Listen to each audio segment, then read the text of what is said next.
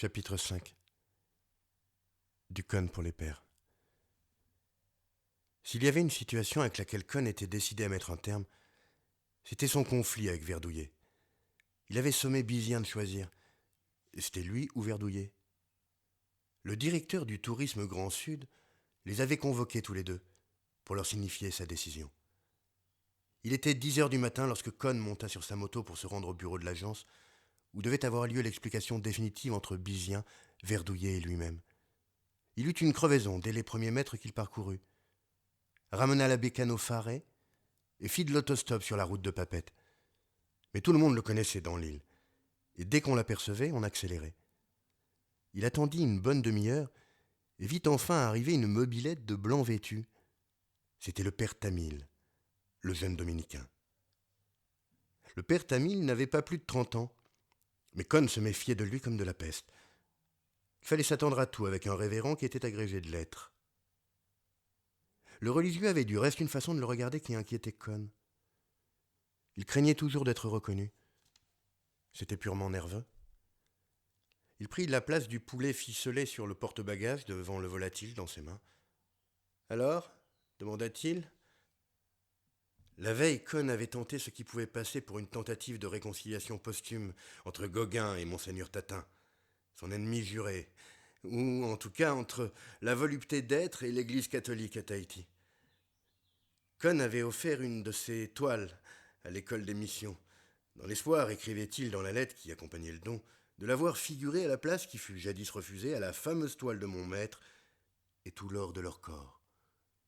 Ce tableau avait été peint par Gauguin au cours d'une de ses luttes sans espoir, en vue d'obtenir de l'administration l'annulation du règlement interdisant aux Tahitiennes non seulement de montrer leurs seins nus, mais même de porter le paréo. Le peintre, dans sa naïveté, avait conçu un stratagème sublime. S'il réussissait à faire accepter et tout l'or de leur corps par l'école des missions, sa lutte avec l'administration pour la défense de la nudité était pour ainsi dire gagnée d'avance. « Je vous félicite, » dit le jeune dominicain. « Votre cadeau a été accueilli avec bienveillance. » Il lui fit un bref récit des événements. Monseigneur Tatin l'avait convoqué la veille pour prendre part à la réunion des missionnaires chargés de l'enseignement, et dont les plus vénérés, les révérends pères Zik, Safran et Eutley, devaient bien avoir dans les 230 ans à eux trois. Tamil les avait trouvés dans le désarroi le plus complet. En dépit de leur âge avancé, les trois religieux s'agitaient dans le bureau avec une agilité furtive et inquiète, qui les faisait ressembler à 3 lapins blancs, en train de tirer un énorme paquet vers la fenêtre, et d'enlever avec autant de précaution que de méfiance le papier journal dans lequel le cadeau avait été enveloppé par les bonnes sœurs. Monseigneur Tatin, les mains croisées derrière le dos, la barbe en avant, le sourcil épais et froncé au-dessus d'un œil pénétrant qui avait déjà percé à jour bien des âmes louches, regardait sans peur le tableau de Con qui émergeait peu à peu des ténèbres. Le père Zik dénouait nerveusement la dernière ficelle, le père Safran faisait tomber la dernière feuille de papier, et le père Etley, qui avait déjà reculé, paraissait murmurer dans sa barbe une rapide prière, s'attendant visiblement au pire. Tamil s'était approché de la fenêtre ouverte sur l'océan, les mains enfoncées dans ses larges poches. Il se détourna du tableau pour dissimuler son sourire, et parut s'absorber dans la contemplation de ce que les hommes appellent l'infini. La toile était à présent entièrement découverte. Monseigneur Tatin l'examina encore un long moment, avec la plus scrupuleuse attention. « Eh bien quoi ?» demanda-t-il enfin d'un ton bourru en se tournant vers les autres. « Qu'est-ce qui vous tracasse? Qu'est-ce que vous y voyez de si terrible? C'est de la peinture moderne, de l'art abstrait. Je n'y vois rien de dégoûtant, absolument rien. » Le père Zik, qui était âgé de 86 ans, tendait un doigt tremblant vers différents points de la toile. « Là, » murmura-t-il, « et là, là. Eh bien, qu'est-ce que vous voyez là? Moi, je ne distingue rien. Un magma de couleur rouge, de couleur rose, et des taches grises, c'est tout. Sans intérêt, donc sans danger. Au moins, ça ne risque pas de donner de mauvaises idées aux élèves. Permettez, bégaya le père Safran avec un fort accent hollandais. Si vous regardez un peu attentivement, il y en a partout. S'exclama le père Zik. Monseigneur Tatin fronça les sourcils. Son œil se fit encore plus perçant. Je vois à la rigueur des espèces d'oiseaux, mal représentés, penchés vers des nids, dit-il. Ce ne sont pas des oiseaux. Gémit presque le père Zik. Et ce ne sont pas des nids non plus, murmura le père Safran. Et qu'est-ce que c'est alors? Puis-je vous demander d'avoir l'extrême obligeance de me l'expliquer? Demanda l'évêque, puisqu'apparemment je suis un demeuré.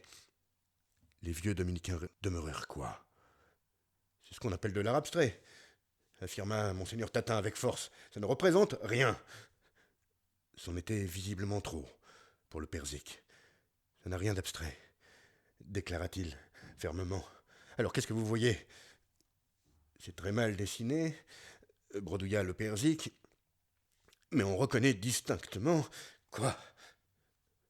Le père Safran fit un geste désespéré. Il hésita un moment, mais il avait charge d'âme. 300 petites âmes qui venaient remplir chaque matin l'école de leur babillage.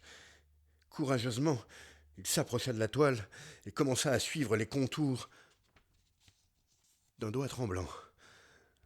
Monseigneur Tatin suivit le dessin, mais haussa les épaules et appela le père Tamil à son secours. Vous y distinguez quelque chose, vous? Non, mon père. L'évêque parut soulagé. Lorsqu'on regarde une toile abstraite, dit-il aux autres avec indulgence, il ne faut surtout pas chercher à comprendre, ni vouloir à tout prix distinguer quelque objet aux formes connues. Autrement, on finit par imaginer n'importe quoi. Mais on ne peut pas laisser cette toile dans l'école. Gémit le père Zik, d'un ton presque suppliant. Les enfants tahitiens sont déjà assez précoces comme ça. Cette fois, monseigneur Tatin parut légèrement décontenancé. Ses épais sourcils se rejoignirent et formèrent une ligne continue.